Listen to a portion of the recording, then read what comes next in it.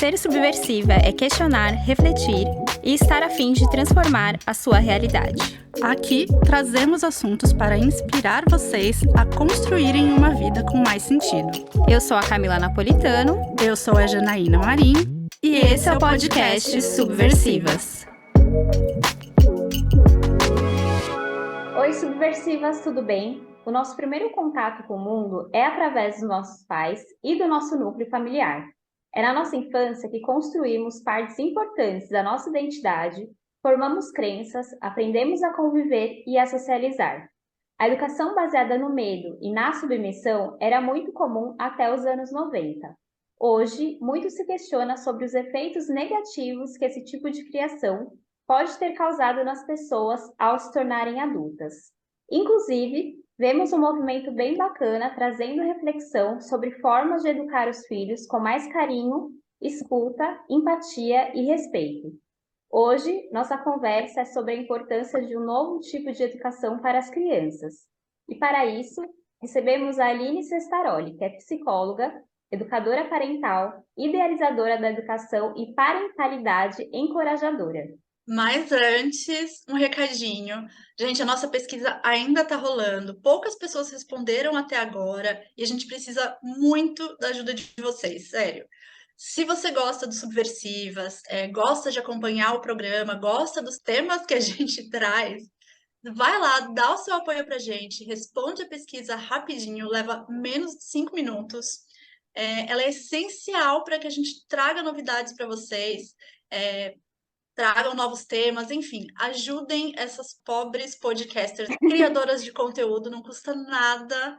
Dá para responder enquanto você ouve esse episódio. Pega lá o link na descrição e ajuda a gente, por favor. Tendo dito isso, agora sim, sejam bem-vindas. Aline, seja muito bem-vinda. É um prazer ter você aqui. Para a gente começar, se apresenta rapidinho, fala um pouco sobre você e a gente vai falar mais sobre o seu trabalho e sobre educação parental, mas já dá uma introdução sobre o que você faz.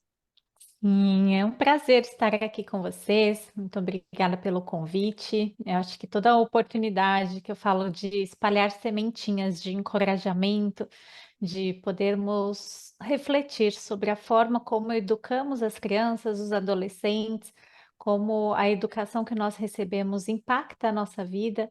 É, é sempre um privilégio, sempre, né, uma oportunidade muito bacana a gente expandir essa consciência, trazer essas reflexões para as pessoas, né?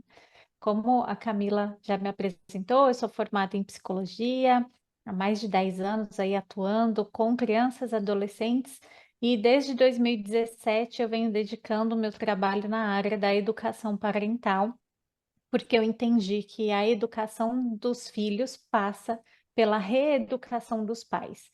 Então, esse olhar para os pais, né, de acolhimento, de encorajamento, de ajudar esses pais a refletirem sobre as suas práticas parentais, é o meu grande propósito, o meu grande chamado hoje, né, de contribuir com a construção de um mundo melhor, né? É isso que eu acredito. Ai, que legal. Obrigada por estar aqui, obrigada então por se apresentar.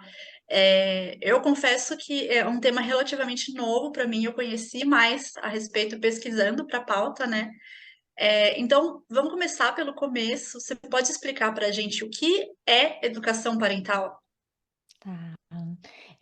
A educação parental ela é realmente relativamente nova no Brasil, né? A gente sabe que tudo começa lá fora antes, né? No Brasil demora um tempo.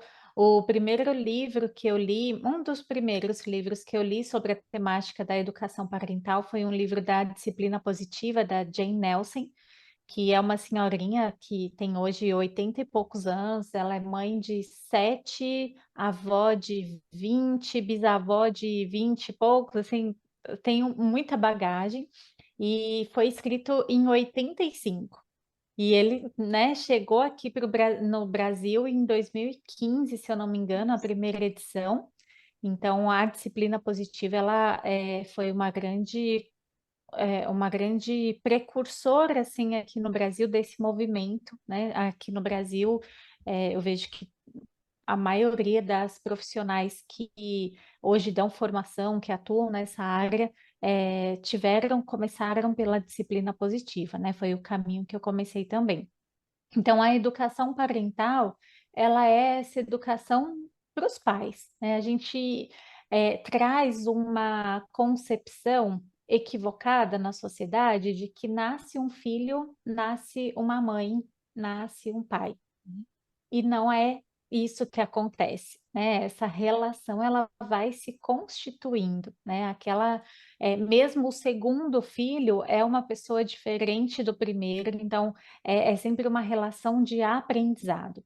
E da mesma forma que a gente estuda para tudo que vai fazer na vida, se a gente quer aprender um outro idioma, a gente estuda, se a gente quer aprender um esporte, a gente estuda, se a gente quer ter uma profissão, a gente estuda. Então, da mesma forma que a gente estuda para tudo na vida, nós também precisamos estudar para educar.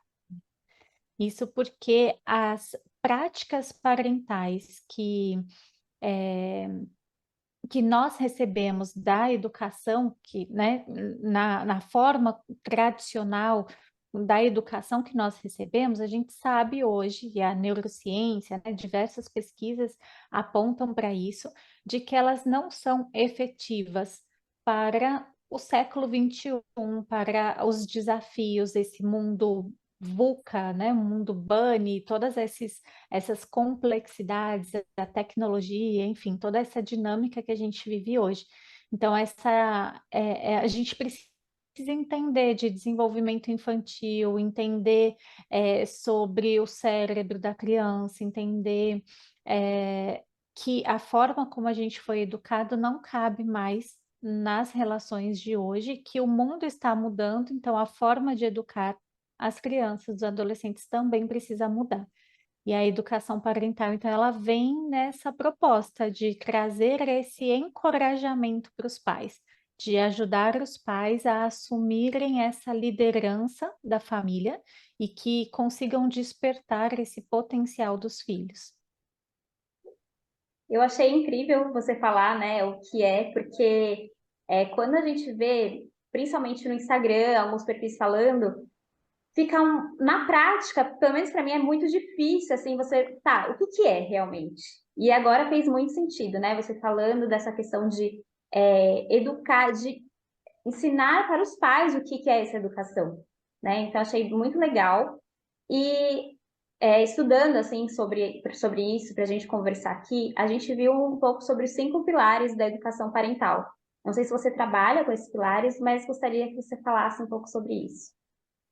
Sim, como eu falei, né, eu comecei os meus estudos na educação parental com a disciplina positiva, e depois eu fui mergulhando em outros estudos, né, até que eu formei o que eu chamo de educação e parentalidade encorajadora, né? Então, hoje existem diversas escolas, talvez nas pesquisas de vocês viram, né? Parentalidade consciente, educação positiva, disciplina positiva, educação compassiva, né?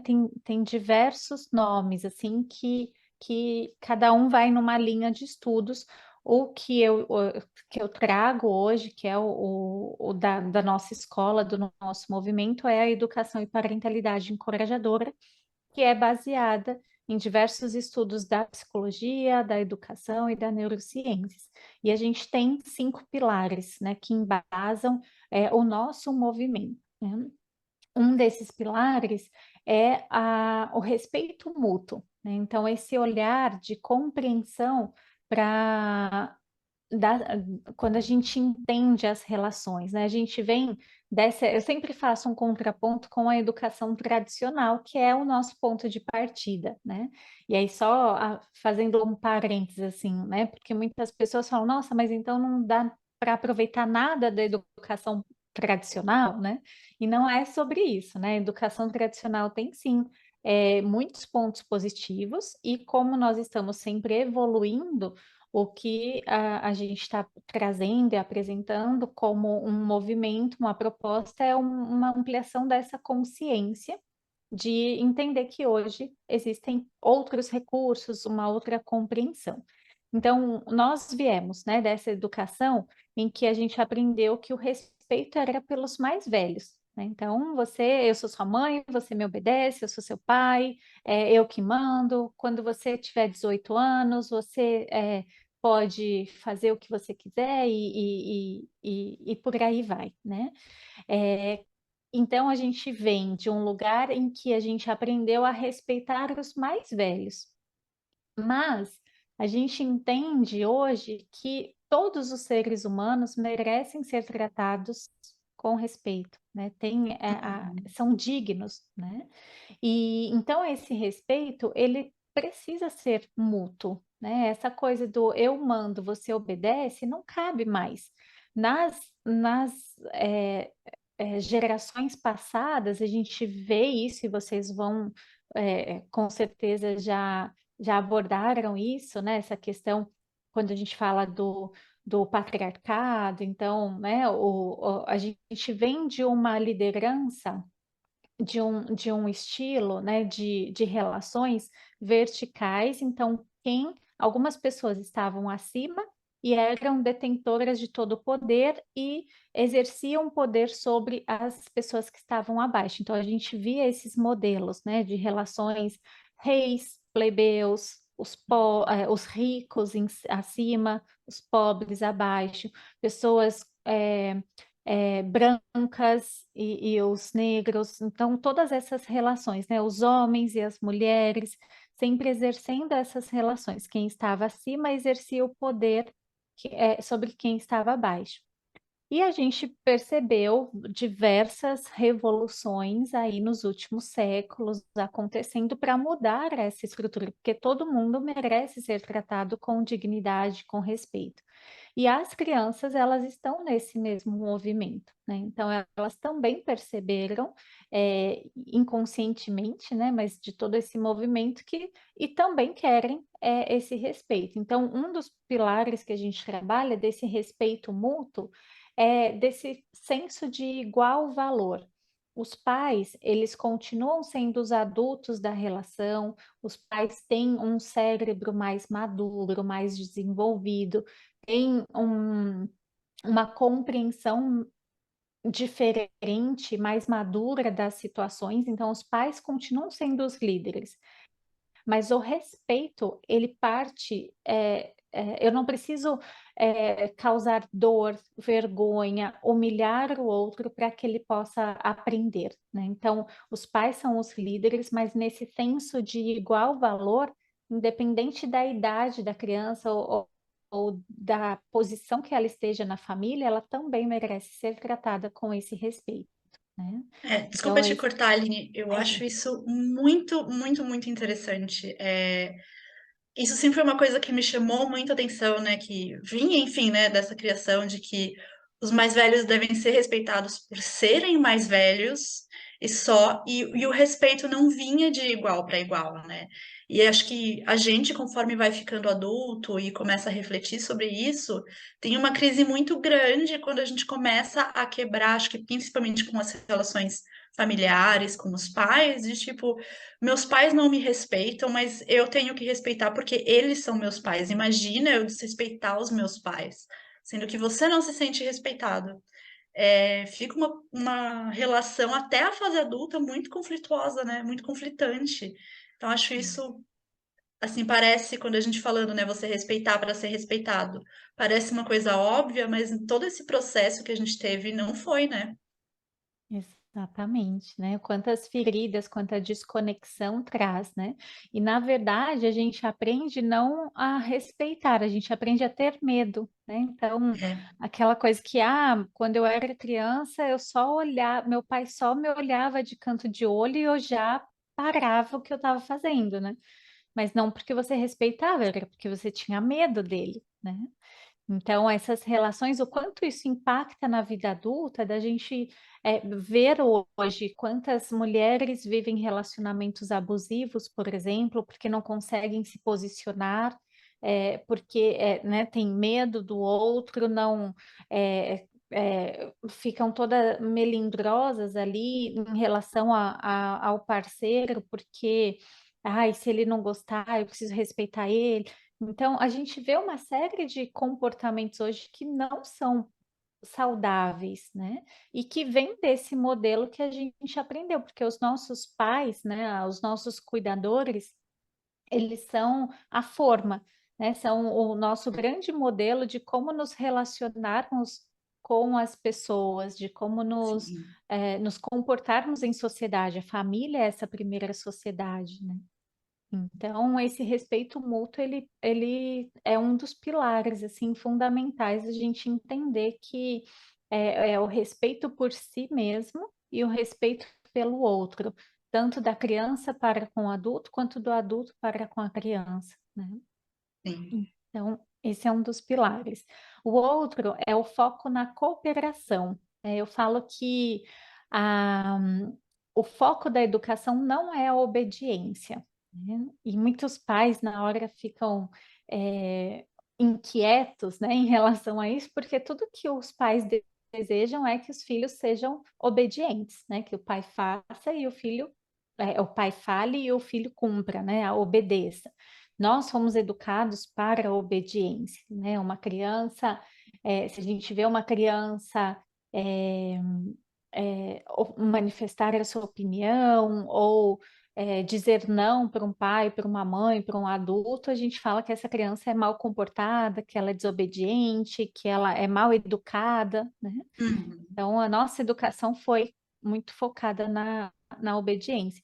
Só que essa obediência cega, ela também é prejudicial, né? E aí a gente volta para o que eu falei anteriormente, nessa questão principalmente de relacionamentos abusivos, é, de ter dificuldade em ocupar o seu lugar no mundo, gera uma necessidade de aprovação, né? Eu estou sempre ali preocupada se aquilo que eu estou fazendo vai agradar ao outro ou não, né?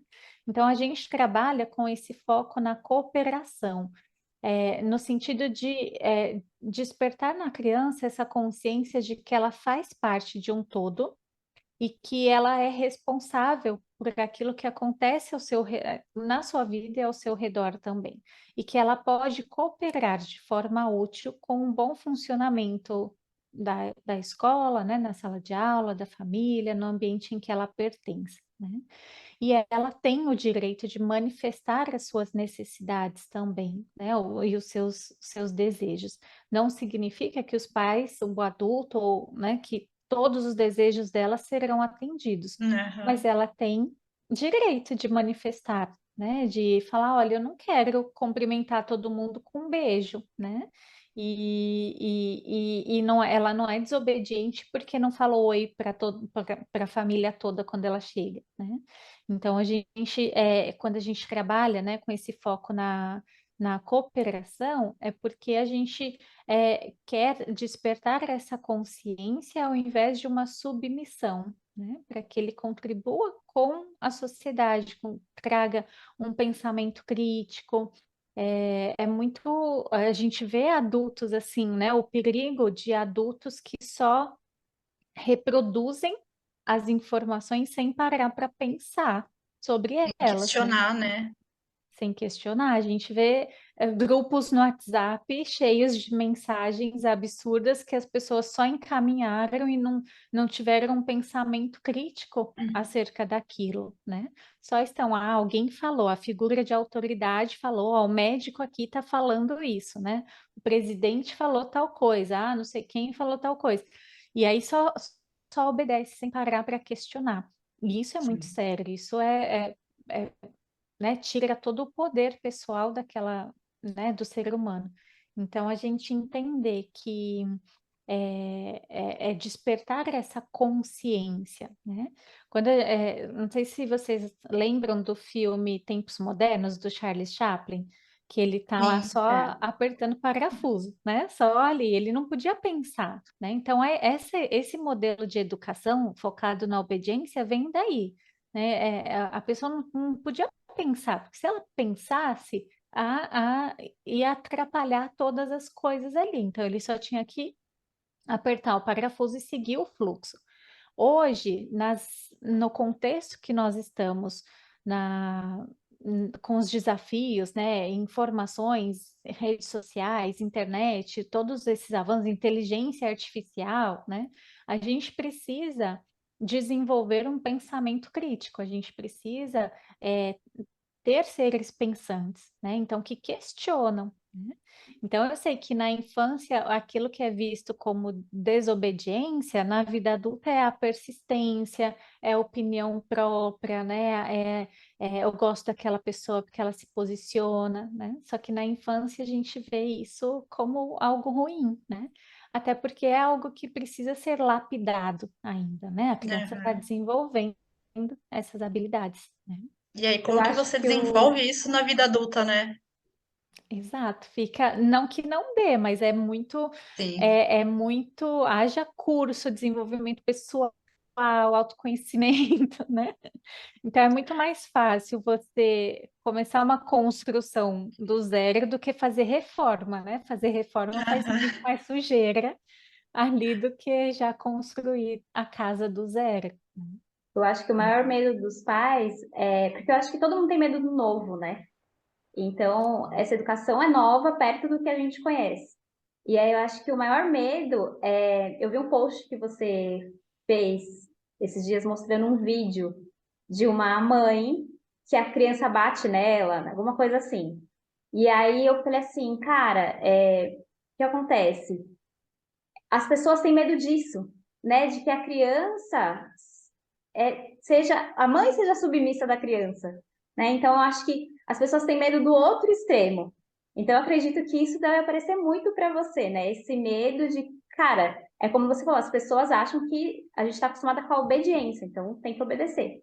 E não necessariamente precisa ser assim, né? Como se só tivesse 8 ou 80, não tem um meio termo. Exato. Confunde, acho que um pouco uma educação positiva com uma educação completamente passiva, né? De Sim. você deixa a criança fazer o que ela quiser, mesmo que você apanhe. Você perde esse lugar de adulto, de líder, de responsável, né? É uma grande confusão que os pais fazem, que os adultos fazem, né? E isso acontece em todos os cenários que a gente vê em relação às mudanças, né? Toda mudança ela assusta algumas pessoas, a maioria das pessoas, né, de início, porque é o desconhecido, é o novo, né? Isso assusta.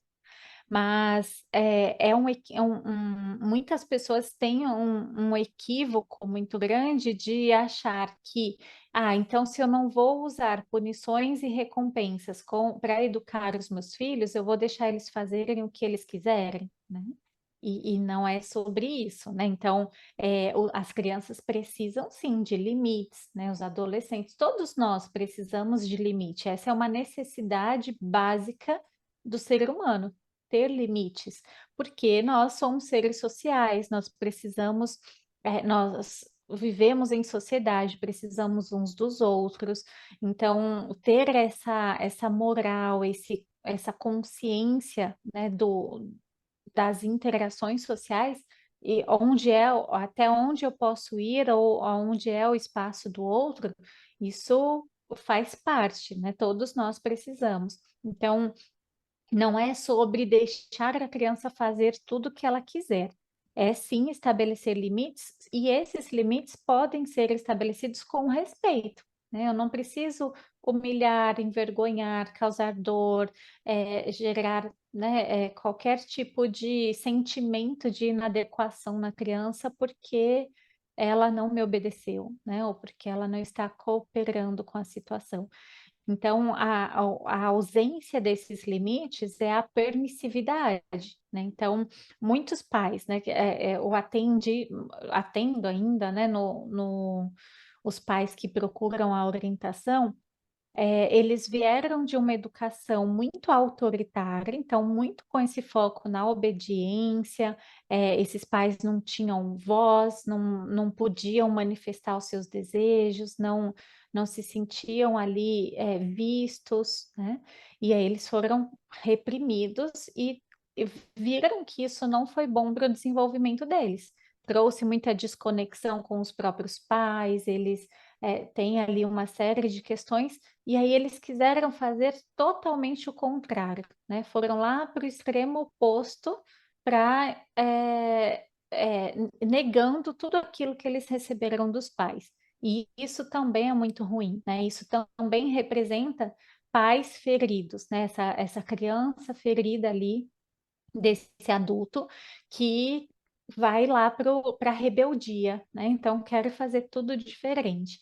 E esse outro extremo, né, da permissividade, ele também é prejudicial, porque a criança, isso vai comprometer também o desenvolvimento dela, né? Então esse 880, né, que a Janaína colocou, de ou muito autoritário ou muito permissivo, não é o caminho, né? Por isso que a gente trabalha esse caminho do meio e esse equilíbrio com base nesse respeito mútuo. O adulto, esse vídeo que a Camila comentou, né, da menina batendo na mãe, uma que eu achei totalmente desrespeitoso a mãe filmar aquela cena, né? Então, o adulto da relação se expondo. Outra que é um desserviço para a sociedade, porque aí reforça as pessoas achando, falando, né? Ah, É isso é isso falta mesmo. de chinelo, né? Se fosse em casa, uma boa chinelada, essa criança não faria. Ah, ela faz isso porque é a educação respeitosa, né? Aquilo não tem nada de respeito, nem da mãe com a filha, nem da filha com a mãe, né? O respeito não passou longe dali. Então, a gente entender, né, a regulação emocional, entender, assim, algumas pessoas perdem a linha produzindo conteúdos para a internet só para, né, e acabam prestando um desserviço. Um outro ponto, vocês querem deixar aqui, ó, eu vou falando. Não, eu ia perguntar o terceiro pilar, porque a gente te cortou e aí. É verdade. Né, vai emendando, né, uma coisa na outra. Um outro pilar é o foco em longo prazo, né? Então, que está ligado também com esse anterior da obediência, que o nosso objetivo, a nossa preocupação não é só eliminar o mau comportamento. Para isso, para eliminar o mau comportamento, as punições e as recompensas dão conta, né? Às vezes, elas param de funcionar e os pais vão lá e intensificam aquela punição. Então, se antes o pai falava, eu vou te deixar uma semana sem celular se você não se comportar. Aí a criança, né, principalmente crianças pequenininhas, elas vão entendendo e vão parando aquele comportamento. Então, punições e recompensas funcionam no curto prazo. O nosso objetivo é a que preço, né? O nosso olhar é a que preço isso gera em longo prazo na vida da criança. O que que ela está aprendendo sobre ela, sobre o outro, sobre o mundo. Então, a gente vê adultos corruptos porque aprenderam a barganhar, né? Dar o jeitinho brasileiro. Ah, então se eu fizer isso aqui, eu vou ganhar aquilo lá, né? Então, se eu mentir aqui e não for pego, né? Porque eu não quero receber a punição. Então, esse foco, né? Isso que funciona no curto prazo das punições e recompensas traz prejuízos, traz resultados que não são satisfatórios no longo prazo. A gente vê a sociedade como ela está hoje, né? Então, o nosso objetivo na educação e parentalidade encorajadora é o foco no desenvolvimento de competências socioemocionais. A gente quer, a nossa preocupação é não só eliminar aquele comportamento inadequado, mas compreender que aquela criança ela está em formação e que em longo prazo ajudar, aproveitar aquela situação, porque eu entendo que aquele mau comportamento da criança é ou uma fase do desenvolvimento dela, então é natural crianças de 2, 3 anos fazerem birra, né? Ela ainda não tem uma gestão emocional, um autocontrole. Isso faz parte do desenvolvimento. E aí eu, com o meu cérebro maduro, eu adulta, ofereço essa corregulação para a criança, né? Ajudo ela nesse processo para ela se acalmar. É, então, eu entendo que o mau comportamento da criança, ele vem dessa falta de habilidade, dessa fase de desenvolvimento, e então dessa falta de habilidade, né? De trazer, de entender que ela ainda não tem competências, que aquele mau comportamento é justamente porque ela ainda não aprendeu uma outra forma de se expressar, né? Então, uma criança, por exemplo, que, é, que se joga no chão quando ela recebe um não. Ela queria um brinquedo, a mãe fala que não vai comprar e essa criança se joga no chão no meio do shopping, né?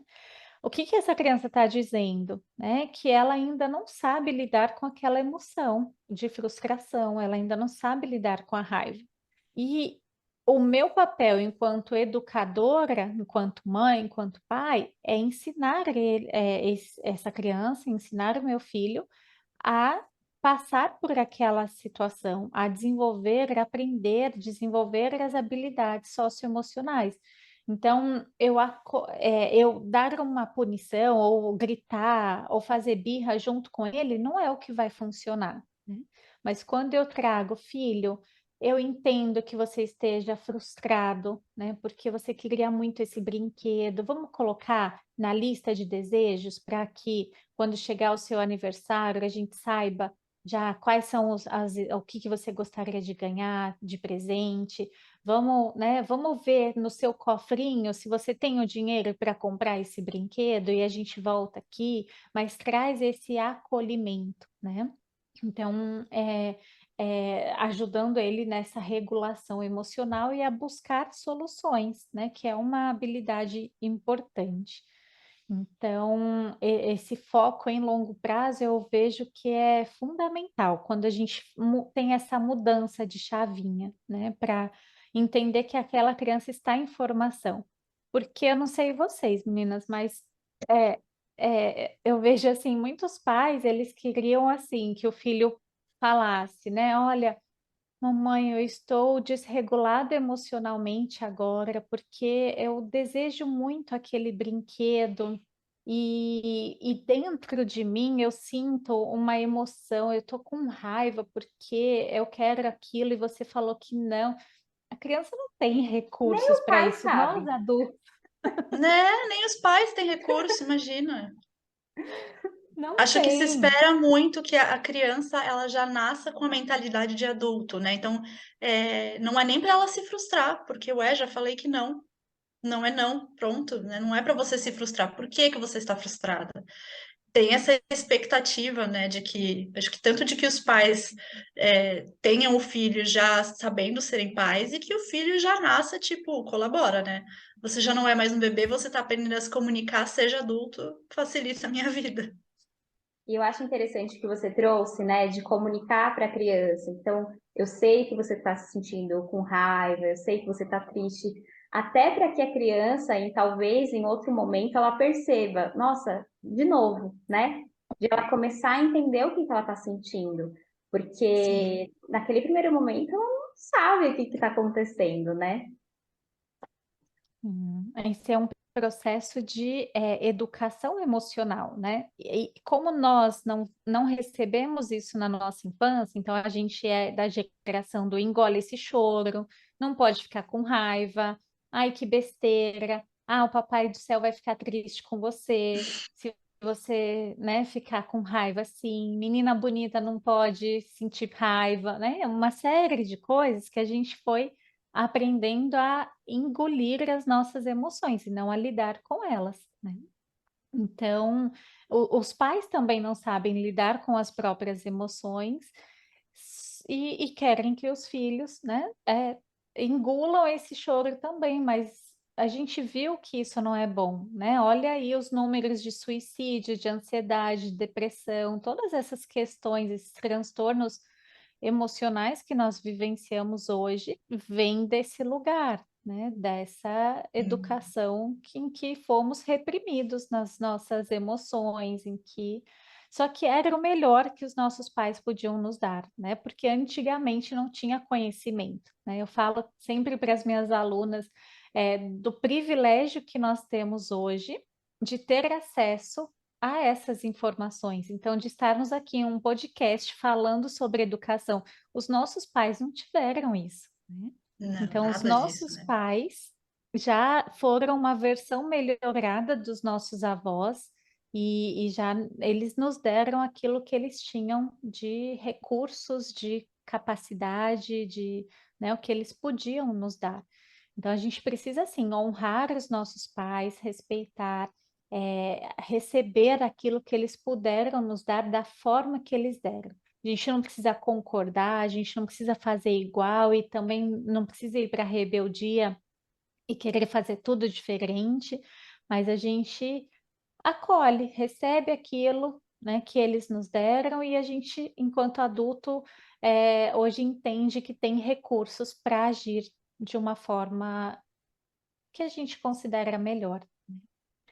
Eu acho É, ótimo que a gente faz planejamento do podcast, só que ele é vivo, né? Então, e eu tô achando bem legal porque a gente perguntou dos pilares e aí cada pilar é um mundo de conversa então, que basicamente é o que a gente ia conversar já. Então, então acho que tá ai, bem legal assim essa construção. E agora vamos para o quarto pilar. quarto pilar. O quarto pilar é a conexão, né? Então, a gente fala dessa conexão antes da correção e, e entendendo também a conexão fundamental, porque nós somos seres sociais, né? Somos mamíferos com um cérebro social e nós precisamos uns dos outros para a nossa sobrevivência. O ser humano, ele não é tão veloz quanto uma onça lá, né? Um guepardo. Ele não tem presas, ele não voa, ele não sobrevive muito tempo embaixo d'água. O ser humano, ele só sobreviveu e chegou até aqui enquanto espécie porque nós temos essa inteligência do grupo, né? Juntos somos mais fortes. Sozinho, o ser humano não teria sobrevivido lá na selva, né? Porque todos os outros animais são mais fortes e têm mais poderes, né, do que o homem sozinho. Então, a gente entender isso é muito importante para buscar essa conexão.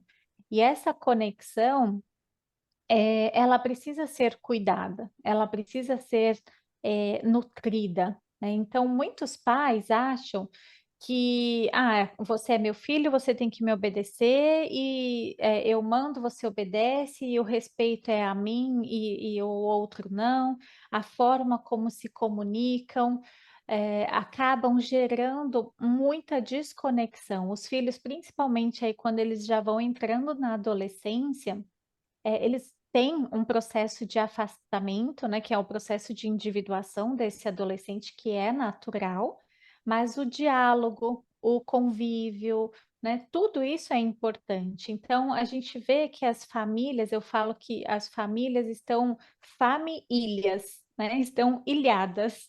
Cada membro lá no seu quarto, com o seu celular, com a sua tela, né, a sua TV. Então, as famílias hoje elas não estão mais reunidas à mesa para conversarem no final do dia sobre como foi o dia de cada um. Não conseguem nutrir uma comunicação assim. O que que você pensa sobre isso? Como que é essa, né? Como o que você viu tal notícia? Vamos pensar como que isso está impactando. Olha os ataques nas escolas. Me conta, filho, o que que você percebe sobre isso? Como que seus amigos estão falando? O que que você, enfim, né? Ter essa comunicação. E isso vem da conexão, né? O que a gente vê hoje é as famílias cada vez mais desconectadas, cada um por si, esses pais desencorajados, tentando muito dar aos filhos questões materiais, então trabalham, trabalham, trabalham, e falta o básico, né? Falta o olho no olho, falta o tempo junto de qualidade, falta essa presença, né? E é disso que as crianças precisam. A criança não precisa do celular da moda, né? A criança precisa desse carinho, dessa atenção, desse afeto, né? O adolescente, ele não precisa estar lá, ele quer, né? Isso é o desejo, né? Ele quer estar sempre com a roupa da marca, o celular da última geração, quer. Isso é desejo, não é necessidade, né? Então, muitas vezes os pais estão tão preocupados em atender aos desejos dos filhos que não estão se dando conta das necessidades, e a conexão é uma necessidade, né? Necessidade de pertencimento. Até porque eu fiquei pensando aqui, você falando dos adolescentes, né, que querem roupa de marca e tal. Muitas vezes eles querem isso para a conexão, para se conectar com os amigos, para pertencer a Aham. um grupo, né? Por mais que ele não esteja se conectando com a família, tem um motivo aí de conexão também, né? Sim. Essa necessidade de pertencimento e de conexão, ela é inerente, né, do ser humano. Então, se essa criança, esse adolescente, ele não está se sentindo aceito, amado, importante dentro da família, ele vai buscar isso, essa conexão em algum outro grupo, né? E aí vem esse cuidado de quais são essas influências, quem são essas amizades. Hoje, os adolescentes, eles enfrentam um problema. Eu vou fazer 38 anos esse ano. E eu, na minha adolescência, foi quando começou a internet, né? O chat no Terra, coisa, acho que vocês são mais novinhas, né? Mas, mas tinha, assim, foi quando começou, né? Essa questão da internet. Hoje, isso é em tempo real, é o tempo todo, a conexão é muito mais veloz. Então, muitas vezes esses pais deixam o filho de castigo sem sair de casa, mas esse filho está ali no celular e tem um mundo nas mãos dele, né? Então, é importante, e como não tem essa conexão familiar, esses adolescentes se conectam através das redes sociais, vão buscar grupos em que eles se sintam valorizados, reconhecidos, vão atrás dos likes, né, de tudo isso, e, e os pais não estão nem sabendo o que está acontecendo ali, porque essa conexão, essa presença não está acontecendo, né? Então, isso é muito perigoso, a gente precisa repensar isso, né? Com certeza. Quinto pilar. Quinto, o último pilar que não poderíamos deixar de fora quando a gente fala de educação e parentalidade encorajadora é o pilar do encorajamento, né? Então, o que é esse encorajamento? Quando eu aprendi o significado dessa palavra, assim, fez muito sentido. Eu falo que eu adotei ele para a minha vida, né? Encorajar vem de coragem. Então, coragem é coração, e agem, agir. Então, ter coragem significa agir com o coração, ou esse movimento em busca da melhor versão de nós mesmos. E encorajar significa, então, incentivar o outro a agir com o coração. Esse movimento para que o outro se torne a melhor versão dele, né? Vá atrás dos seus sonhos, busque, né? Desenvolva o seu potencial. Então, esse encorajamento, dentro da educação e parentalidade encorajadora, ele acontece quando os pais acreditam no potencial dos filhos, nutrem, né, uma relação baseada na confiança, no respeito, em todos esses outros pilares, né, que eu falei anteriormente. Quando os pais não fazem pelos filhos aquilo que os filhos já são capazes de fazer sozinhos, né? Então, uma criancinha pequena ali, ela começou a andar, ela ainda está na fralda, mas já começou a andar, ela já pode contribuir com tarefas de casa, ela já pode jogar a fralda suja no cesto de lixo, né? Ela já pode recolher os brinquedos. Então, esse encorajamento, porque são nessas pequenas atividades do dia a dia que os pais vão nutrindo esse desenvolvimento de habilidades. é onde a criança, desde muito nova, ela vai se percebendo capaz de, né? É claro que é muito mais fácil, pela correria do dia a dia, os pais fazerem pelos filhos, né? Então, é muito mais fácil dar comida na boca, trocar, dar o banho, amarrar o tênis, né? Só que quando os pais fazem muito pelos filhos, eles roubam essa oportunidade da criança de desenvolver essa capacidade, essa crença na própria capacidade. Então, esse encorajamento, ele vem tanto dessas questões, né, do dia a dia, assim, de incentivar os filhos a realizarem tarefas do dia a dia, para esse desenvolvimento das competências, e também para nessa confiança, para que o filho se torne quem ele nasceu para ser. A gente vê muitas vezes um uma projeção dos pais, né? Ah, eu quero que ele seja jogador de futebol, porque eu quis e eu não pude, os meus pais não tiveram condições de me colocar numa escolinha, mas o meu filho eu vou colocar, né? E às vezes o filho gosta de, sei lá, é, jiu-jitsu, né? Ele não quer saber de futebol, mas ele gosta de outra coisa. Então, é entender isso, é conhecer esse filho, e para isso precisa da conexão, precisa do respeito, precisa ter esse olhar em longo prazo, né? Então, todos esses pilares anteriores que sustentam o encorajamento. Maravilhoso. Ai, maravilhoso. Seria tão bom se a gente tivesse crescido com isso, né? Eu Olha, acho é muito importante aquilo que você trouxe, né? E para mim foi um aprendizado meio difícil, que os nossos pais, eles fizeram o possível dentro do que eles receberam, dentro do que eles aprenderam. Então, como você falou, os meus dois pais, meu pai e minha mãe, eles apanhavam dos meus avós. E isso foi uma coisa que eu já não recebi. Então, teve essa evolução, o que não significa que eu não trago comigo aqui uma série de traumas, principalmente relacionados a esse cuidado emocional. Que, né, no meu caso, acho que em muitos casos, né, com essa geração dos nossos pais, era zero. Zero aprendizado emocional e o quanto que isso afeta, né? Eu estava pensando também nessa questão de que os pais, eles foram se desenvolvendo muito intuitivamente, né? Na forma como eu tenho que criar meu filho. Então, pensando nos meus pais. Ah, beleza, a gente sabe que a gente é contra bater. A gente apanhou, não foi legal, é péssimo, então a gente não vai bater na nossa filha. Mas vai ainda num processo muito intuitivo de entender, tá, então como é que eu vou fazer para ela obedecer? Tanto que eu tiro muito sarro da minha mãe, que quando eu era bem pequena, ela falava: faz, se você não parar de fazer isso, ou se você não fizer isso, você vai apanhar. Só que ela não queria bater, ela não pretendia bater.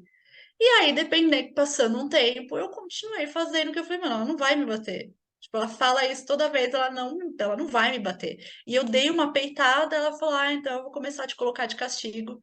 E eu sempre brinquei que às vezes eu preferia falar, nossa, você coloca uns castigos tão ferrado que me bate e acaba logo com isso, sabe? Mas vai muito no intuitivo e vai muito na repetição de outras coisas, né? Tanto que hoje a gente ainda escuta falas, né, de outros adultos, principalmente que têm uma visão bem oposta do que você traz, que é isso de tipo, ai, mas eu apanhei quando eu era criança e hoje eu sou ótimo, hoje eu tô ótimo. E a gente percebe que não, né? Não está. É muito sim. doido isso, né? É. E eu vejo, Janaína, que esses adultos, né, que falam, ficam presos nesse discurso, eu apanhei e sobrevivi, né? Porque uma que primeiro eu já penso assim, mas o intuito era matar e você sobreviveu, então, né? Como que é isso, né? Somos todos sobreviventes, então, né? Só que a gente, antigamente, existiam menos recursos, né? A realidade era outra. Então, sim, a gente vivia na sobrevivência, né? Hoje a gente tem mais oportunidades, tem mais conhecimento, o mundo é mais próspero hoje. Então, por que não educar as crianças para que elas prosperem na vida, né? Ao invés de só querer que elas sobrevivam, né? Legal, a gente sobreviveu e a gente está aqui cheio de traumas, de cicatrizes, de feridas emocionais, e não que os nossos filhos não tenham, não terão também as suas próprias questões, as suas feridas, porque não existe garantia de nada, né? Só que a gente consegue minimizar. Eu falo para os pais que não existe um manual para educar os filhos, mas hoje a gente tem recursos e a gente tem um mapa, a gente tem um conhecimento. E com esse conhecimento a gente tem essas condições de fazer diferente. Fazer diferente porque a gente entende algo que os nossos pais não entendiam, como, por exemplo, a questão das emoções. Inteligência emocional começou-se a falar sobre isso em 94, 95, né, com o livro do Daniel Goleman, né? Até então, não. Então, eu cresci também ouvindo. Ai, manteiga derretida, não pode falar com a Aline que ela já abre a boca, começa a chorar, né? E a minha mãe achava que dessa forma ela estava me ajudando a parar de chorar, mas não, né? Só que a minha mãe nem podia chorar, porque os meus avós eram muito severos, então ela engoliu esse choro, eu não consegui engolir, né? Então eu trouxe aqui para ela um monte de coisas que ela também não teve como lidar na infância dela, né? E hoje, né, quando eu tiver os meus filhos e hoje que eu trabalho com os pais, é exatamente essa permissão que está tudo bem sentir, né? Que o sentimento não significa a ação. Uma coisa é sentimento, outra coisa é comportamento, outra coisa é pensamento, né? A gente não controla pensamento nem sentimento, a gente controla o comportamento, né? Então, filho, você está com raiva, né? Porque você queria muito ir brincar lá com seu amiguinho e agora está na hora de fazer a lição de casa, né? Então eu acolho aquele sentimento da criança. Filho, você está com raiva e não é legal me bater. Eu não aceito que você me bata e nem que você quebre os seus brinquedos. Uma coisa é você sentir raiva, a outra coisa é o que você faz quando está com raiva. Então, ter essa diferenciação, né, do que é o sentimento, do que é o pensamento e do que é o comportamento. O comportamento, ele precisa ser é, educado ali, né? Precisa ser direcionado. E todo o sentimento, ele é legítimo, que a gente não controla o que a gente sente, né? Aline, como que você vê o papel das escolas em relação a essa educação parental?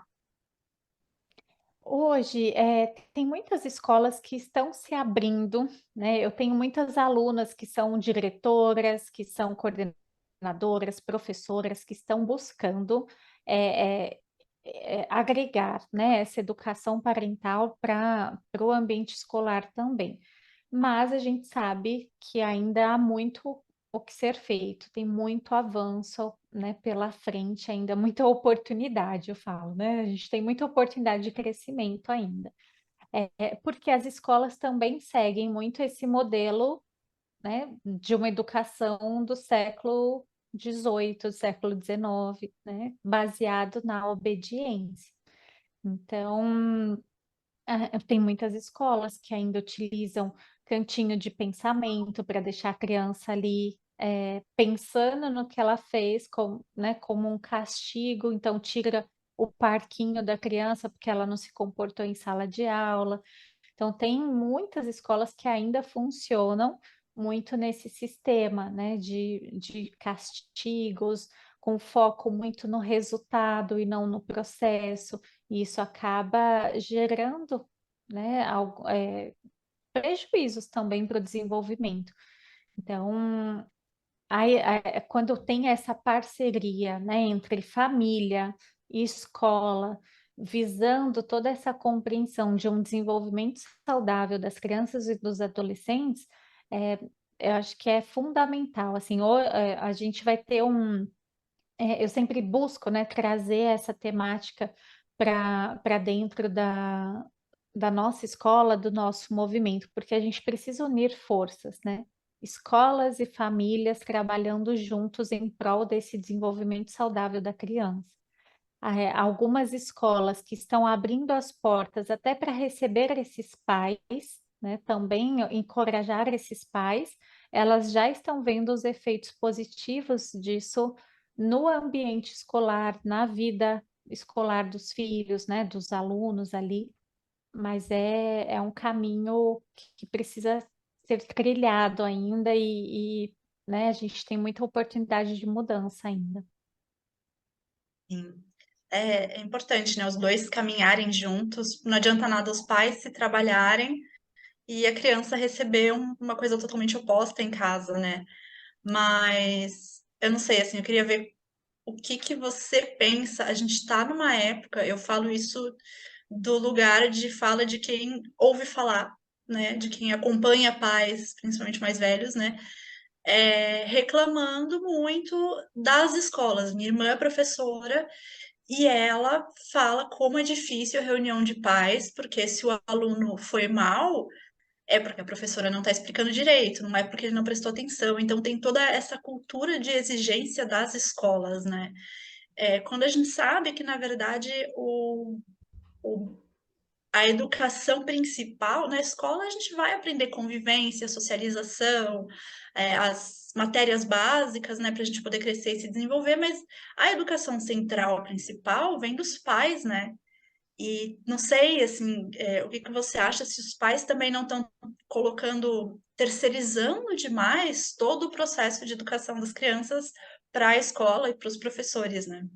Sim, né? Eu falo que essa terceirização é um sintoma do desencorajamento dos pais, né? Então, acontece sim essa terceirização, uma inversão de, de, de papéis, muito por conta daquilo que nós já falamos antes, né? Desses pais que vieram de uma educação muito autoritária, hoje estão muito permissivos e muito super protetores, com medo de frustrar os filhos.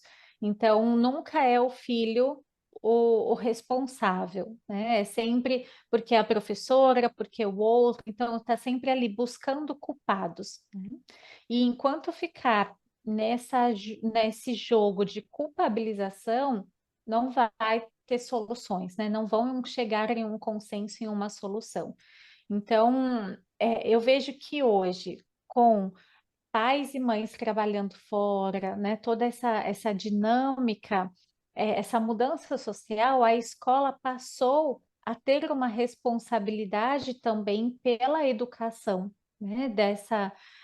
Nessa transmissão ali dos valores. A criança, ela não vai só para aprender português, matemática, até porque hoje se pergunta para um chat GPT, GTB, nunca lembro as siglas, mas pergunta lá e ele vai resolver, né?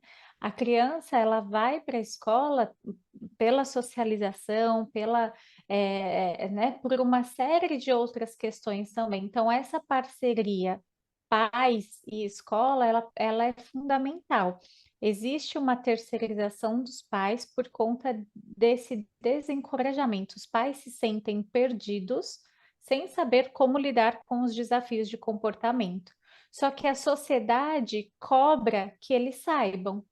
E aí, muitos pais, por, por essa pressão social, acabam, então, se ausentando, né? Sem saber como fazer, perdido, terceiriza. Eu me sentia muito assim no consultório, quando os pais chegavam, geralmente encaminhados pela escola, levando o filho, crianças de 4, 5 anos, e aí eles falavam: olha, meu filho não me obedece, meu filho faz isso, meu filho faz aquilo, na escola tá assim, assim, assim, conserta, né? E aí eu me sentia assim, eles estavam terceirizando para mim algo que não era uma responsabilidade minha, que eu e aquela criança, uma vez por semana, por 50 minutos, a gente não tinha, né? Os pais também precisavam participar, a escola também precisava ser envolvida, né? Então, e aí eu fui buscar a educação parental justamente como uma tentativa de entender, de ter mais recursos para trabalhar com esses pais. E aí eu entendi que eles estavam desencorajados, eles já não sabiam mais o que fazer, então a terceirização era o caminho que eles encontravam. E o que as escolas vivenciam hoje é exatamente isso, né? Elas percebem essa terceirização. Só que se as escolas não mudarem a sua postura também e abrirem as suas portas para trazer esses pais para perto, para investir na educação desses pais, para trazer uma orientação. Eu tenho muitas alunas que são orientadoras educacionais. E aí fazem esse trabalho dentro da escola, trabalha ali, orienta esses pais, trazem algumas práticas encorajadoras para como lidar com os filhos, conversam, entendem todo esse sistema, né, que a criança está inserida, todos esses aspectos que estão acontecendo. Então, as escolas precisam trazer esses pais para perto também, né? Para que essa parceria seja possível, porque senão vai ficar um jogando a culpa sobre o outro, né? E aí Aham. não tem o que fazer. E Aline, a gente falou sobre os pilares, eu acredito que talvez os pais tendo consciência desses pilares já seja um bom caminho aí, né, para que melhore essa educação. Mas como você acha que pode começar? Então, as mães, né, porque aqui o público, a maioria é feminino, mas para começar a ter uma educação e uma relação melhor com seus filhos, você acha que pegando esses pilares ou você daria outras orientações? A orientação que eu parto sempre é estude, busque informação, busque conhecimento, né? Hoje a gente tem, só na nossa escola, tem mais de 800 facilitadores, por exemplo, do programa Encoraja Pais, que é o método que eu desenvolvi para trabalhar esse processo de encorajamento com os pais, né? É um programa em 10 sessões, então é um programa de encorajamento, de transformação, onde os pais vão entender sobre o desenvolvimento do filho, vão ter um acompanhamento profissional para ter mais clareza sobre o papel deles, sobre a forma como eles estão agindo, né? Então, esse é um caminho, mas buscar informações é o fundamental, assim, e informações com profissionais capacitados, né, que de fato estudem. Porque eu falo muito para as minhas alunas isso, a nossa orientação aos pais, ela deve ser baseada em estudos e não no senso comum, né? Porque o que as mães precisam não é de pitaco, né? Não é de diquinhas de como fazer, né? Isso ela já tem de monte na maternidade, né? Nasce filho já o filho nem nasceu ainda, as mães já são tem uma enxurrada de pitacos sobre como fazer isso, como fazer aquilo, né? E não é disso que as mães precisam. Esse estudar e buscar essas informações é tanto sobre o filho, sobre o outro, sobre o desenvolvimento, mas também sobre si, né? O autoconhecimento, ele é fundamental, porque isso estudos científicos já mostram, né, que experiências mal resolvidas, feridas que esses pais trazem da própria infância reverberam na relação com os filhos, né? Quando a gente vai estudar sobre traumas, quando a gente vai, né, ter esse olhar também da história de vida desse pai e dessa mãe, a gente percebe o quanto isso impacta na relação que ele vai construir com os filhos. Então, desde leituras, né, um clube de leituras, cursos, um programa de mentoria, né, uma busca aí profissional, acho que tudo ajuda nesse processo, né, de ter essa mente aberta também, né, de entender que existe um novo caminho hoje para educar, para construir uma relação mais saudável com os filhos, para deixar um legado, né, de uma relação. Eu sempre falo para os pais assim: imagina no seu aniversário de 90 anos, né, e você vê ali toda a sua família reunida. Como que você gostaria de ser lembrado pelos seus filhos, pelos seus netos? Que história você gostaria que eles contassem sobre você, né? Então, é pensar um pouquinho nisso, né? Nessa missão, nesse legado que os pais querem deixar para os filhos. E além desse legado patrimonial, né? Que é o que a gente costuma pensar. Ah, o que os pais deixam para os filhos? Ou dívida, ou algum tipo de herança, ou nada, né? Aí no meio termo.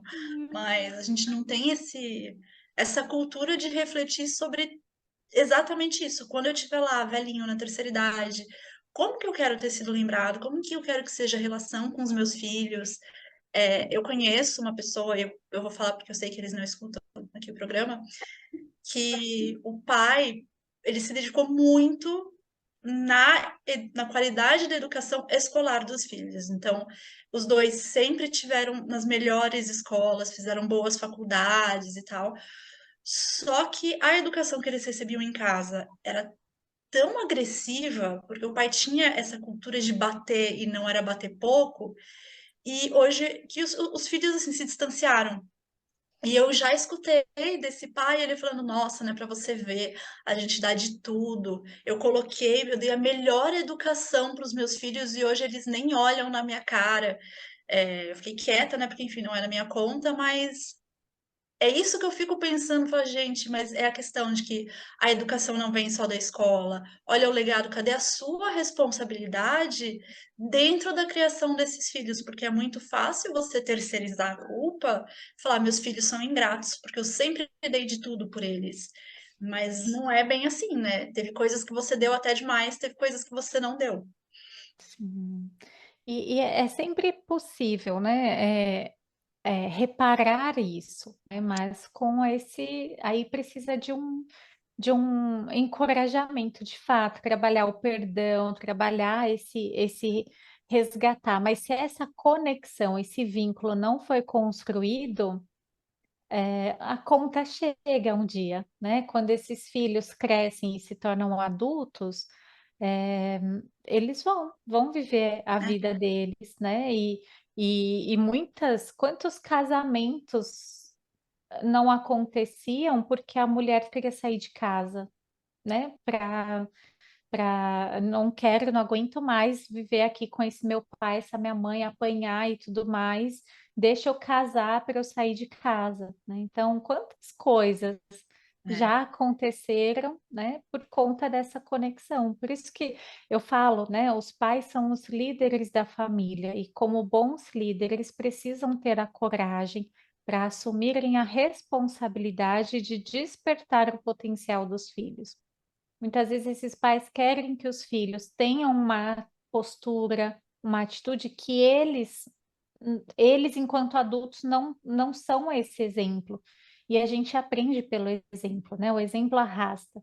Então, quando esses pais assumem essa liderança, uma liderança encorajadora, que nutre a confiança, a conexão, respeito, tudo isso, eles estão nutrindo essa relação, para que os filhos tem um autor, o Dr. Daniel Siegel, que ele fala, né, que a família, que ela seja, quando esse vínculo seguro existe, né, quando os pais formam esse vínculo seguro com os filhos, eles são tanto esse porto seguro para acolher esses filhos nos momentos desafiadores, quanto um lançador, né, que lança esse filho para o mundo, porque é isso, os filhos vêm e vão, né? Os filhos são para o mundo, não são para os pais. Então, preparar seres humanos com responsabilidade, com honestidade, com empatia, ética, com inteligência emocional, que saiba se relacionar, né? Todas essas competências socioemocionais deve ser a maior missão desses pais, né? De investir nessa formação, não só acadêmica, não adianta pôr nas melhores escolas, mas esse filho não se sentir amado, valorizado, respeitado e importante dentro da própria família, que é a primeira referência de vínculo dele. Aline, você falou um pouquinho antes que sempre dá para mudar, né? E aí é isso que eu gostaria de saber.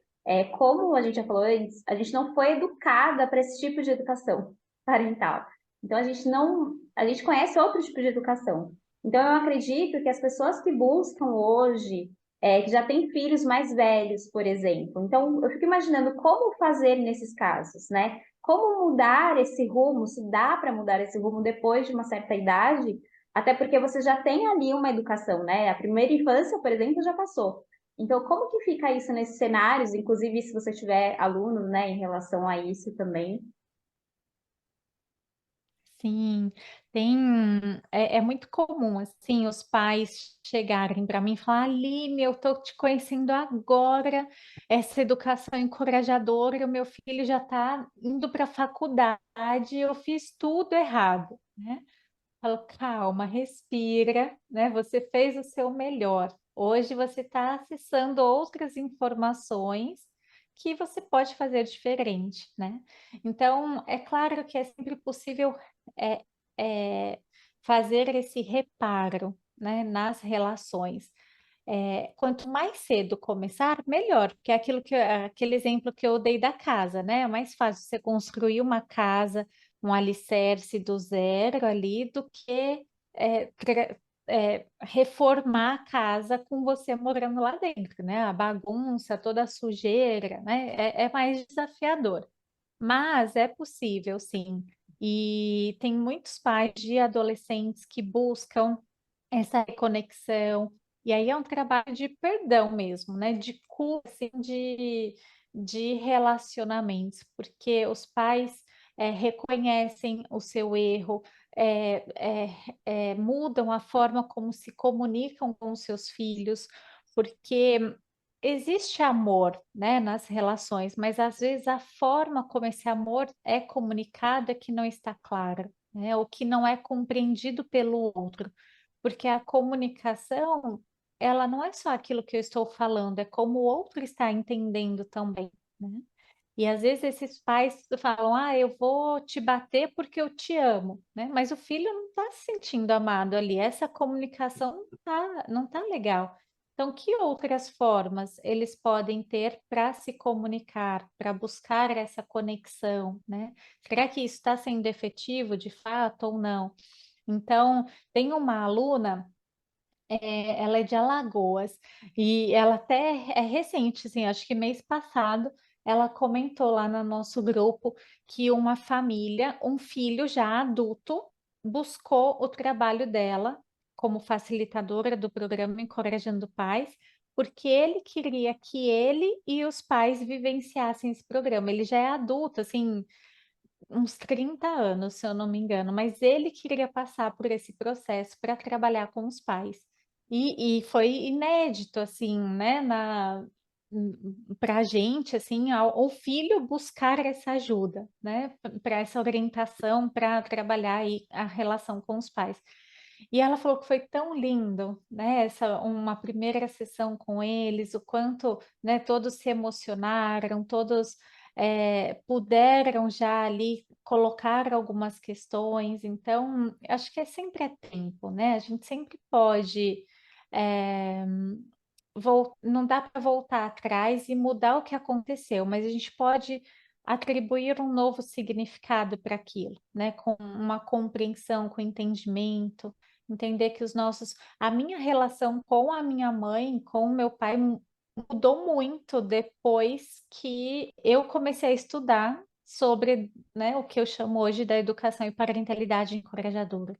Então, a gente é uma transformação que começa de dentro para fora e que eu falo que ela influencia em todas as relações, não só com os filhos, né? Mas a relação.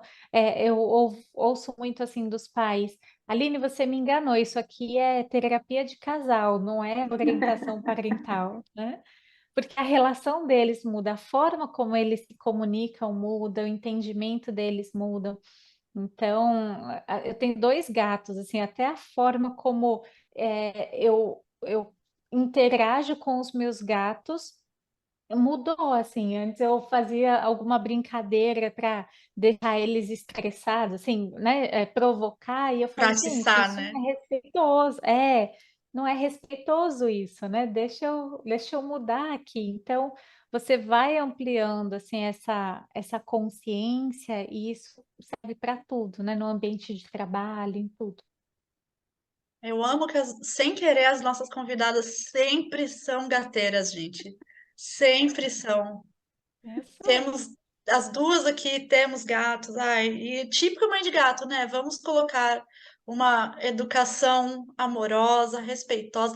Ai, gente, eu vou acabar fugindo do assunto, mas eu já li rapidinho que você fazer com os gatos o ato da punição, então você usar o spray com água, você bater, não funciona. Você tem que mostrar e ir para o lado oposto, tem que mostrar como que tem que fazer, tem que distrair, mudar o foco da atenção. É a mesma coisa, tá vendo? É a mesma coisa. A mesma coisa. Teve uma época que uma prima minha, adolescente, ficou em casa, passou um tempo em casa, assim, e ela falava, prima, como que você trata os gatos assim, né, com respeito, não tinha essa coisa, né, eu não uso punições, eu não, né, meus gatos são educados com muito encorajamento, assim, e ela ficava perplexa, assim, de ver esse respeito com que os gatos eram tratados. Eu falei, gente, mas isso é natural, precisa ser assim com todo mundo. E aí que eu fui me dar conta, eu falei, olha só, né, até com os gatos realmente isso vai mudando, né? Mas Ai, eu amo, amo, amo, amo. E falando, né, então, dessa questão do encorajamento, você comentou, só para a gente falar um pouquinho mais, né? Você trouxe essa fala de pais encorajados criam filhos encorajados. Pode falar um pouco mais, a gente se aprofundar um pouco mais nisso? Porque acho que é muito importante, né, falar exatamente dessa relação de que os pais primeiro precisam se sentir encorajados, né? Precisam sentir essa coragem para tomar as decisões e para guiar os filhos, né? Mesmo sem saber o caminho. Então, se você puder falar um pouco mais a respeito. sim, é, essa frase, ela veio assim para mim eu estava lendo alguma coisa dessas falas assim, mas eu apanhei e sobrevivi, né? E aí eu fiquei pensando o quanto pessoas feridas ferem pessoas, né? Então, adultos feridos ferem as crianças, né? O quanto esse trauma vivido e não curado dos adultos acaba passando para as outras gerações, né, na relação ali com os filhos. E quando os pais, eu acredito, né, que os pais precisam ter coragem para educar, então que pais encorajados criam filhos encorajados. E por que que os pais precisam ter coragem? Primeiro, para quebrar os padrões de esses ciclos de uma educação violenta que receberam, né? Então, quebrar padrões requer coragem. A gente não é muito mais fácil a gente só seguir reproduzindo, repetindo os padrões, os ciclos da violência, do que levantar a mão e falar, opa, não concordo com isso, com o meu filho eu vou fazer diferente. Até porque eu ouço isso de algumas mães, assim, que optam, né, por quebrar, que tem essa coragem de quebrar esse padrão, e a família fala, ai, tá muito mimimi, olha só, o seu filho tá assim porque você tá aí nessa onda agora de uma educação encorajadora. Encorajadora, eu quero ver o mundo lá que não é encorajador, né? Então, traz um peso, assim, críticas, né? Essa mãe, esse pai que decide, que tem essa coragem de quebrar ciclos, ele enfrenta muitas críticas também, né? Das famílias, às vezes dos próprios pais, porque quando eu escolho agir diferente do meu pai e da minha mãe, escolho agir diferente com o meu filho do que aquilo que o meu pai e a minha mãe fez, inconscientemente eu estou dizendo para o meu pai e para minha mãe que eu não concordo com a forma como eles educaram, né? E aí, se eu não concordo com eles, né, nasce uma mãe, nasce uma culpa, né? Como falo. Então, os pais já se sentem ali culpados por achar que sempre estavam em falta, que nunca foram bons o suficiente. E aí, ver o filho fazendo diferente com o neto ali, aquela culpa, às vezes, né? Se esses pais não estão, não têm um autoconhecimento, não tem ali né, é, recursos internos, eles vão para a crítica. Ah, mas eu não te eduquei assim, por que que você está fazendo diferente, né? Então, requer muita coragem, de fato, né? Os pais precisam ter coragem para quebrar esses padrões. Precisam ter coragem, porque eu gosto muito do trabalho da Brené Brown, né? Que ela fala da coragem de ser imperfeito. E ela fala da vulnerabilidade, né? Que a vulnerabilidade e a coragem andam de mãos dadas. Não tem como você ser vulnerável sem ser corajoso, né? E você não é corajoso sem ser vulnerável.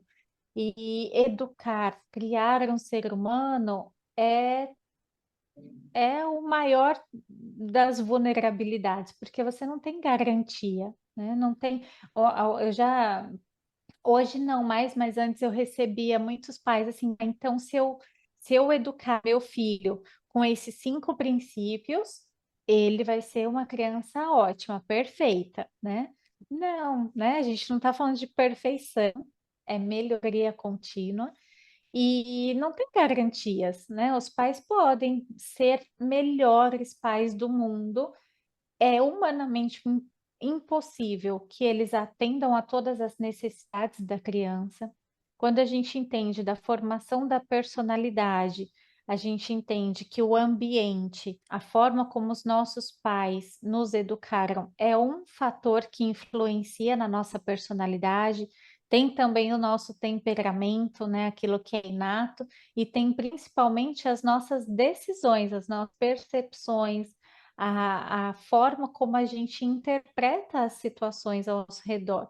É a partir disso que as nossas crenças, a nossa personalidade vai se formando. Então, os pais são os mesmos pais para 2 filhos que têm temperamentos totalmente diferentes, que têm necessidades diferentes. Esses pais vão educá-los ali, cada um com a sua necessidade, oferecendo, né, o mesmo pai, a mesma mãe, mas essas crianças são totalmente diferentes e uma pode escolher ir para um caminho desvirtuado ali, né, um caminho que não é bacana, e a outra segue ali uma pessoa íntegra do bem e tudo mais, né? Então não tem garantias, né?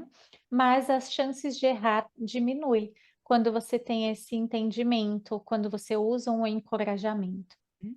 Então é preciso coragem, porque a vulnerabilidade anda de mãos dadas ali, não tem garantias.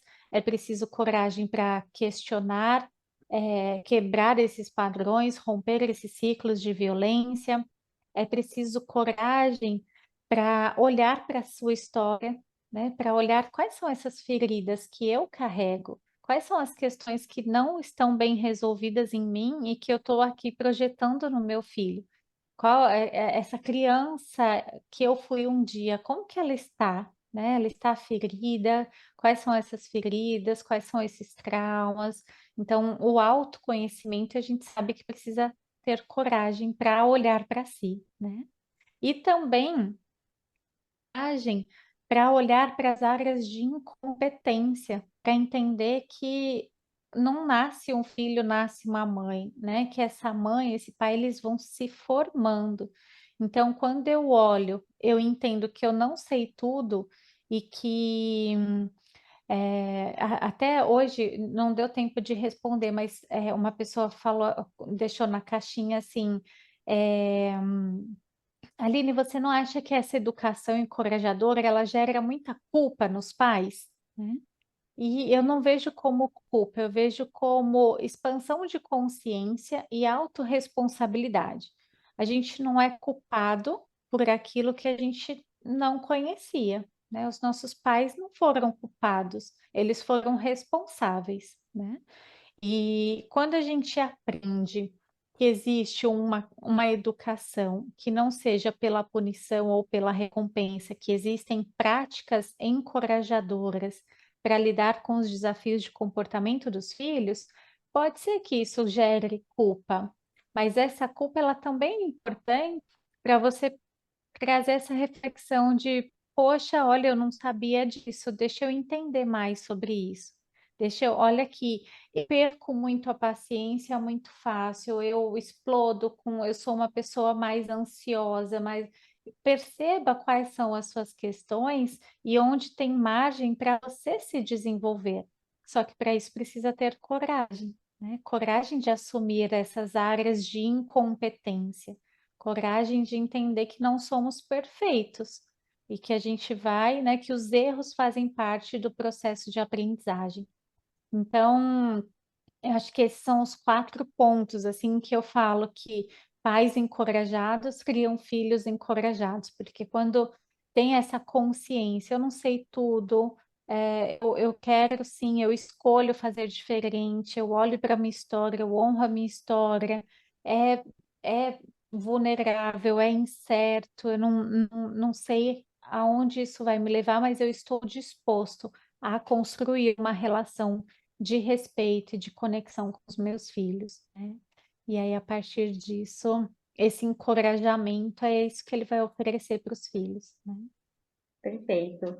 Bom, para ir finalizando, né, nosso episódio, a gente já falou várias coisas que os pais podem fazer para estabelecer limites, mas será que a gente consegue aqui, né, os pais que estão ouvindo agora, colocar de maneira mais prática, assim, como começar a estabelecer limites de forma mais saudável para os seus filhos? Além de procurar os estudos, além de procurar você, é claro, mas como estabelecer esses limites? São, são, eu não gosto de ficar muito em dicas assim, né? De como fazer, mas pensando aqui em algumas, como que esses limites eles podem ser estabelecidos, né? De uma forma mais respeitosa. Começar validando o querer da criança, né? Às vezes, vamos pensar um pouquinho, a gente precisa sempre trazer para o contexto do adulto, né? Porque a gente tem uma visão muito adultista, né? Então, que é essa visão de poder do adulto sobre a criança. Então, muitas coisas que a gente faz com as crianças, a gente não faria com outro adulto, né?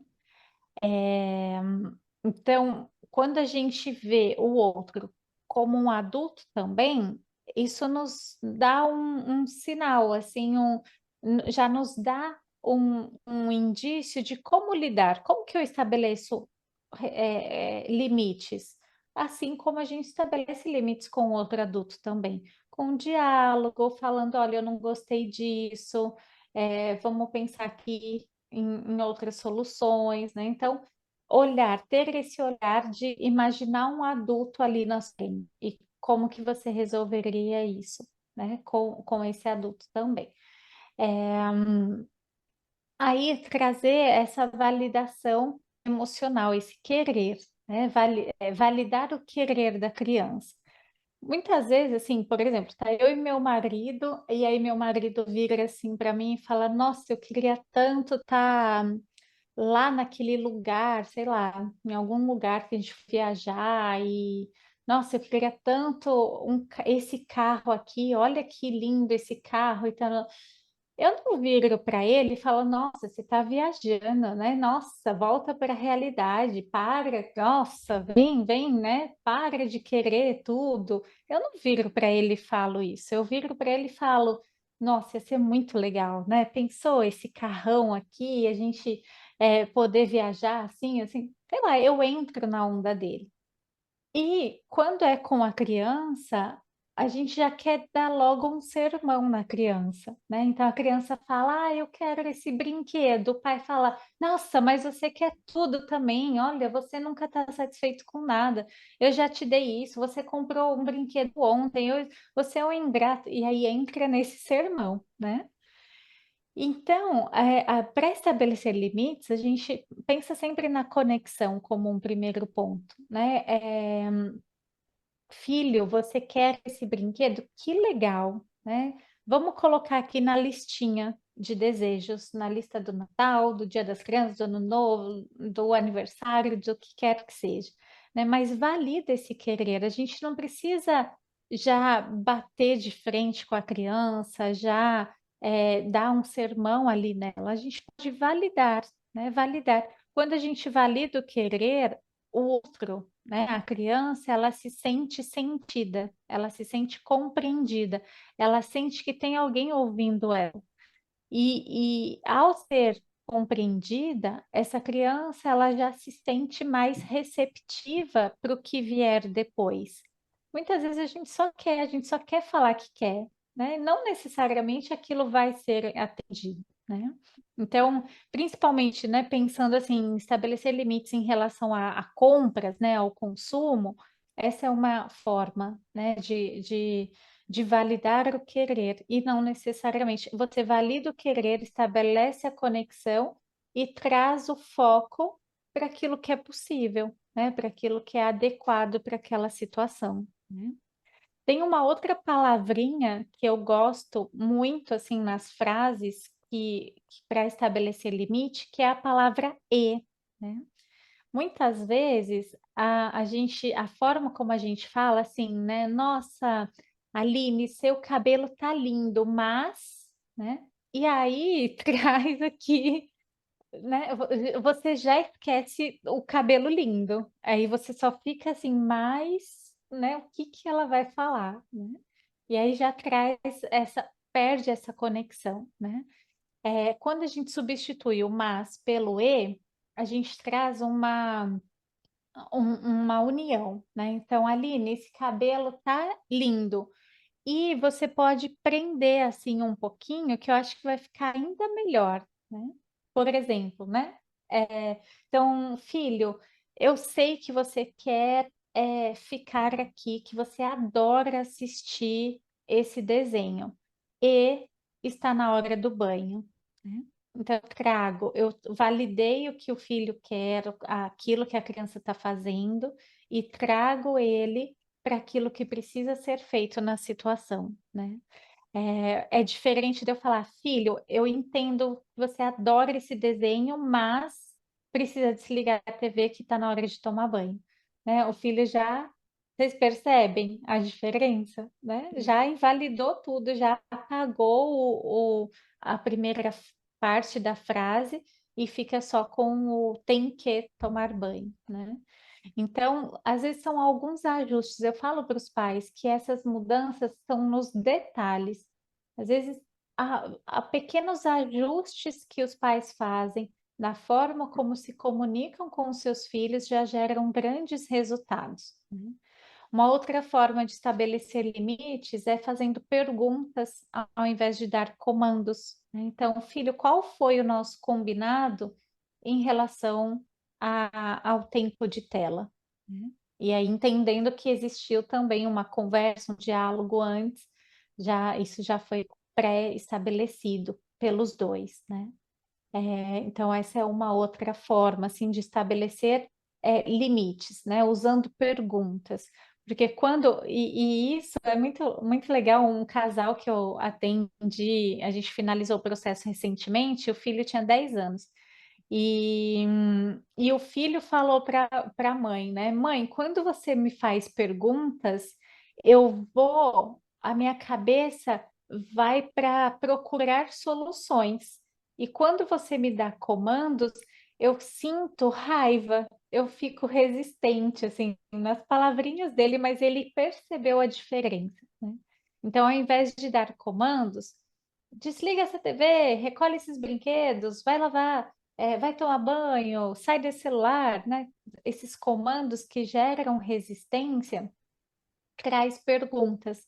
qual foi o nosso combinado, qual é o próximo passo, olha lá o relógio, né? Já deu o nosso horário, o seu tempo de tela, o que você precisa fazer agora, né? Então, são formas respeitosas e que encorajam essa cooperação, né? Que convidam a essa cooperação para a criança se movimentar ali, né? Que maravilha, que aula, né? Um A gente nem aulão. tem filhos, mas que aula. Eu tenho uma sobrinha de 7 anos, eu vou colocar em prática com ela. Já use. Ai, Aline, nossa, foi maravilhoso, né? De verdade, muito obrigada. E eu queria que você, duas coisas, que o que que você indica para as nossas ouvintes que vão querer se aprofundar mais nesse assunto? Então, pode ser um livro, um artigo de blog, alguma coisa que você produziu, um filme, qualquer coisa. E, claro, fazer o seu jabá, falar do seu trabalho e como que você pode ajudar essas pessoas. Sim, ai, maravilha. Bom, a gente tem bastante conteúdo, eu tenho um blog da escola, né? Então é parentalidadeeencorajadora.com.br/blog. Lá tem diversos temas, assim, diversos textos sobre a educação parental. No meu canal do YouTube também tem a Aline Cestaroli, tem diversas aulas, toda semana eu tenho lá os papos encorajadores, com conteúdo sobre educação das crianças e dos adolescentes. Temos os livros Encorajando Pais, volume 1 e 2, os livros que eu coordenei junto com alunas, então são livros de coautoria, com alunas que são especialistas nessas temáticas, então desde a infância até a adolescência, abordando aí diversos desafios dos pais, é estudar, né? É buscar essas informações. Eu deixo aqui o meu convite para conhecer, para quem quiser mergulhar, de repente se tornar uma profissional da educação e parentalidade encorajadora. Tem muitas mães que a partir da maternidade, vão buscar esse conhecimento para lidar com os desafios com os próprios filhos e encontram nesse caminho uma nova profissão, né? Uma nova paixão ali. E tem muitas alunas que fazem essa transição de carreira, né?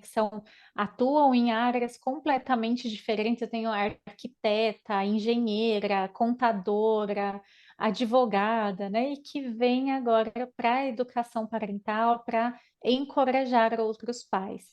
Então, fica aqui o meu convite para quem quiser conhecer a nossa formação, uma formação reconhecida pelo MEC, é um curso de capacitação profissional. Temos o CUORE, que é o nosso clube de leituras. Todo mês a gente estuda um livro de desenvolvimento das crianças, dos adolescentes, então sempre temas aí também para contribuir com essa expansão de consciência, né, para estudar, para educar, porque todos nós precisamos, né, tenhamos filhos ou não, acho que todos nós precisamos estudar para educar, porque de uma forma ou de outra, a gente sempre tem ali uma relação com as crianças, com os adolescentes, a gente pode contribuir com essa visão para de fato contribuir com a construção de um mundo melhor. Perfeito. E aí eu gostaria de deixar Maravilhosa. duas indicações aqui, que é a Beri, do Depois que Parei Duas. Ela fala muito sobre o dia a dia dela. Então, ela tem duas filhas, e aí ela mostra o dia a dia dela, e ela tem muito essa questão da educação parental, e é muito legal, mesmo eu não sendo mãe, mas é muito legal acompanhar as dificuldades, as vitórias. Às vezes ela, assim, faz um story chorando, tipo, pelo amor de Deus, mas assim, sempre nessa tentativa, né, de uma educação mais amorosa e mais empática. Eu acho muito legal. E aí, aqui a gente conversando, eu lembrei do livro da Carolina Nalon, que a Carolina Nalon, ela trabalha com CNV, e ela tem um livro voltado para crianças, chama O Círculo, Conversando, a gente se entende. Então, eu acho que é bem legal, porque ela fala lá sobre as emoções, sobre sentimentos, que é bastante o que a gente falou aqui, né? Então, acho que é uma indicação bem legal também. E muito obrigada, amei nosso papo, foi muito bom. Foi ótimo mesmo, Aline. Muito obrigada. Obrigada para quem escutou o episódio até aqui, para quem está acompanhando a gente. Lembrem, por favor, de responder a pesquisa se vocês já não responderam enquanto estava escutando a nossa conversa. De seguir o nosso programa aqui no Spotify, dar 5 estrelinhas, seguir a gente lá no Instagram. E é isso, gente. Muito obrigada. A gente se vê semana que vem. Obrigada. Beijo. Beijos.